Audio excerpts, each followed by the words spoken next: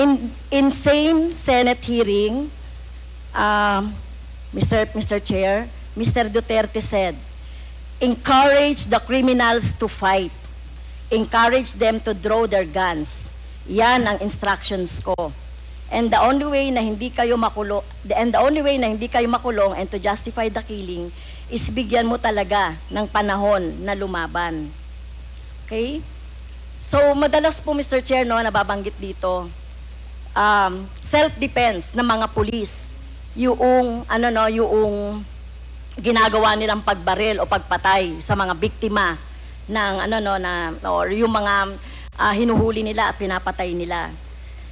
So, as a lawyer, Mr. Chair, tanungin ko si Mr. Duterte, ano po ba yung elements of self-defense?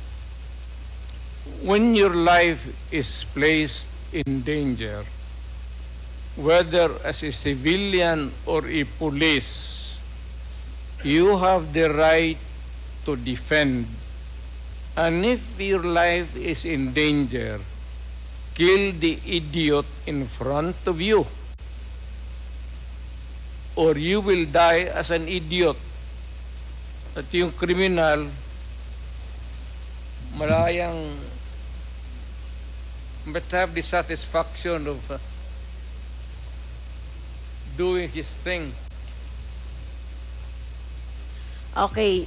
Yun po ba, as a lawyer, yun po yung inyong alam tungkol doon sa elements ng self-defense?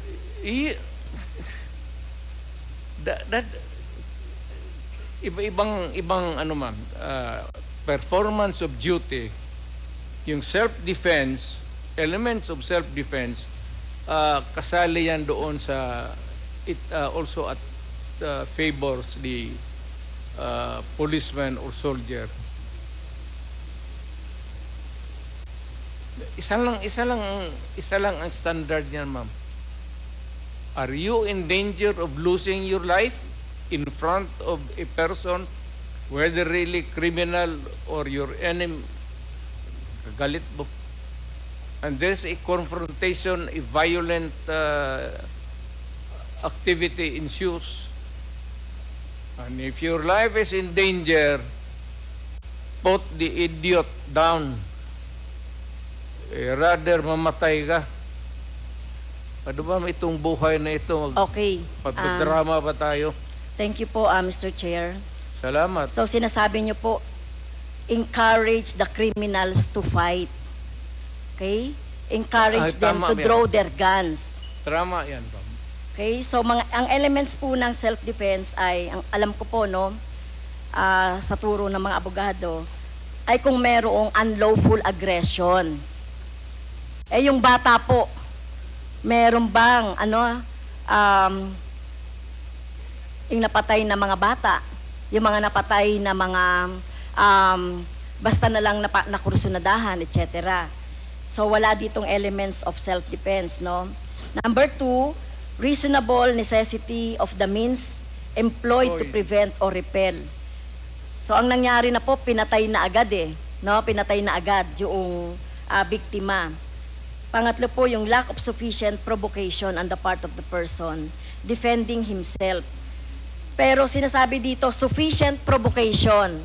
Mr. Chair, mismo nga sa presidente, dating presidente, si Mr. Duterte, sinabi mo na nga sa instructions mo doon sa inyong mga pulis, encourage the criminals to fight, palabanin.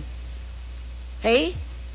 At narinig ko pa nga minsan ay kung walang baril ay bigyan ng baril. So encourage. So saan po dito yung elements of self-defense na sinasabi po ng mga pulis ninyo? Pero kayo po, kapag kapag yung time na nandiyan na yung biktima o nandiyan na yung suspect, kayo po talaga gusto nyo patay talaga agad. I mean, I do not mean to be discourteous, Mr. Chair. I'd like to advise the lady to, pag siyang pumasok dyan sa aggression, you'd never understand that. Wag na lang. Your hypothetical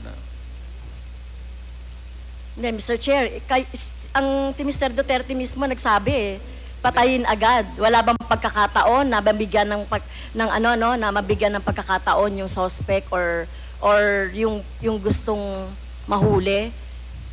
Ang concept niyo talaga patayin agad ang mga kriminal o yung mga addict o yung mga pusher.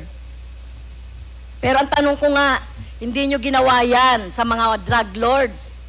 Okay? Hindi kayo nang huli ng mga manufacturer ng drugs.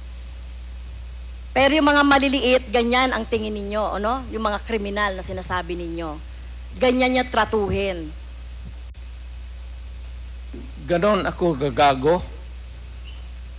Excuse me, Tingin mo, point of order. ganon ako gagago? Point of order, Mr. Chair. Kanina Hindi, sinabihan na natin na may rule na bawal gumamit ng manaswang salita or hindi magandang salita.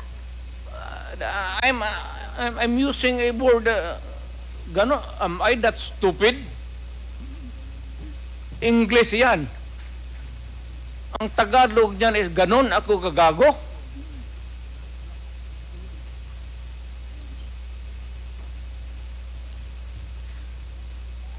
Abogado ako, fiscal ako, ganon ako gagago. Tama kayo, Mr. Chair, tama po si Mr. Duterte, abogado kayo. Pero alam ko, pag abogado, dapat alam nyo po yung due process of law. Alam nyo pong igalang ang karapatan at buhay ng tao, Mr. Chair. Huwag ka magbarurong, ma'am. You do not know me from Adam. Basta na lang na anong narinig ninyo yung that's is Okay. You have 3 minutes Okay. left, Congresswoman Castro. Yeah, last time na po ba, Mr. Chair? You have 3 minutes left. 3 minutes na lang. Okay, thank you, Mr. Chair. Si Michael Yang po ay kilala na at kilala pong malapit sa inyo kay Mr. Duterte, Mr. Chair. At in fact, sa panahon po ni Mr. Duterte, inappoint siya as economic manager. So, dito po, Mr. Chair, nababanggit sa mga resource persons natin yung papel ni Mr. Yang, Michael Yang, sa droga, sa kalakalan, sa droga. So, ang tanong ko po kay Mr. Duterte, Mr. Chair, gaano niyo po kilala si Mr. Yang o si Michael Yang? Michael Yang is an owner of a big department store in Davao City. Nag-irate yan, ako ang nag-cut ng ribbon sa department store niya. And every businessman, whether ang background mo hindi kung saan ka galing impyerno, if you want to have a picture with me, I will gladly oblige you. Even the criminals. Alam mo, do not confuse your, just because they are Chinese and they suspect you. Michael Yang is out there. He has not been arrested. Wala namang dossier na pinapakita sa akin. Kung mayroon ako na ang pumatay, hindi na kailangan ang pulis. Ako na mismo ang... Kung may ebidensya po tayo na involved siya sa droga, papatayin niyo rin po si Michael Yang? Ako? Maniwala ka? Kung may mga ebidensya po, papatayin niyo? Tawagan kita, kasama ko. Hindi po. Ayokong pong maging katulad ninyo, ayokong masama doon sa patayan. You will be a witness to a murder. Hindi ko po gagawin yun, Mr. Chair, sumama kay Mr. Duterte para pumatay. Yan ang problema mo. Okay. So, yun nga po,